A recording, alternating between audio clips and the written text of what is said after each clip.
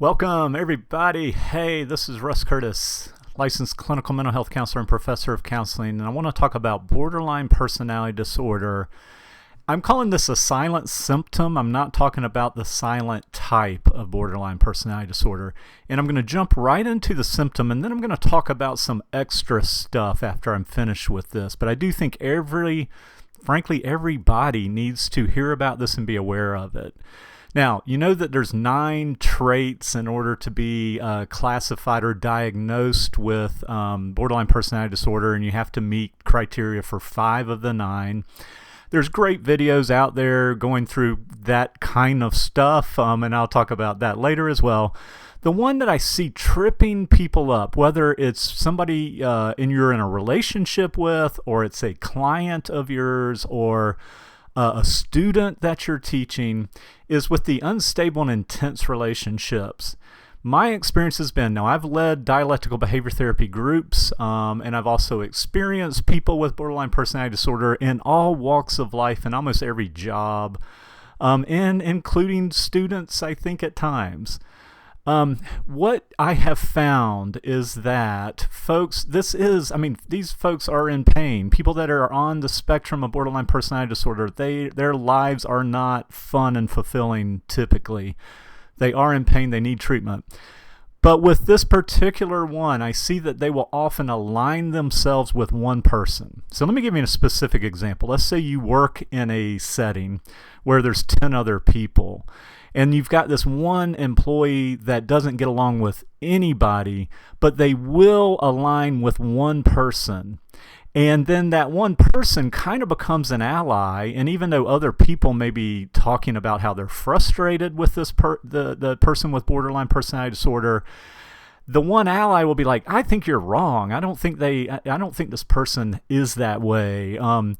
And so you will find that they will develop an ally, and it's almost in every situation, any work situation where I've seen this happen.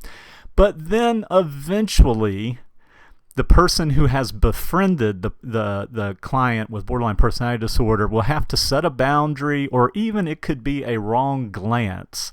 It can even be saying something like, "Oh, isn't it a nice day?" And the person that's high on the spectrum of borderline will say, "It's not a nice day, it's too humid," or whatever. It can be anything could set them off. And then that relationship disintegrates, and it's not uncommon for them to try to connect with another person, so to have one ally. So the reason I'm saying all this is just be careful that when somebody connects, and you also want to watch out for the intense words like, "Oh, you're the best counselor." If they're talking a lot of bad things about past counselors or past employees, that can be a sign to be alert. That is just something that we don't do, and it should always be a sign when we're talking to somebody and they're bad-mouthing other people behind their back. We should be very, very cautious not to share our personal information. But I have seen this trip people up when they don't recognize what's going on, is that this person needs an ally. It's typically not going to last very long, and you need to be very careful and take in data from other sources to make sure that you're making good decisions with this person. Now, having led dialectical behavior therapy groups in a mental health setting, they were the most rewarding. Now, they were incredibly hard to do. You always do it with a co-leader. This is prescribed by Marsha Linham, who I think is a genius. I've never met her, but she's a mentor. I was trained by people that were trained by her.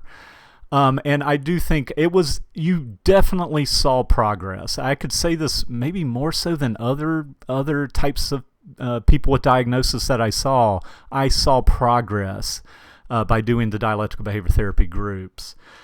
And, I want to say there's great videos out there. I've got my go-to people that I go to on YouTube to kind of particularly learn about different diagnoses and so forth. But I walk away from those videos and it feels very Western, very reductionistic, very medical model.